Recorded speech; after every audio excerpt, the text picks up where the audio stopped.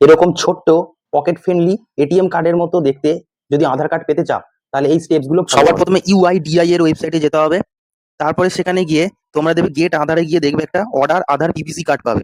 সেখানে যাবে এবং এখানে লগ ইন করবে, এবং লগ ইন করার সময় নিজেদের আধার নম্বরটা দেবে এবং সেখানে ক্যাপচা কোডটা দিয়ে দেবে। তারপরে ওটিপি আসতে পারে, আর সেই ওটিপিটা আসবে তোমাদের আধারের সাথে যে মোবাইল নম্বরটা লিঙ্ক আছে। তারপরে লগ ইন করে দেওয়ার পর এখানে একটা অপশন পাবে অর্ডার আধার পিবিসি কার্ড। এই অর্ডার আধার পিবিসি কার্ডে যাবে এবং এখানে নিজেদের ছবি এবং নিজেদের সমস্ত ডিটেলস কিন্তু দেখতে পেয়ে যাবে।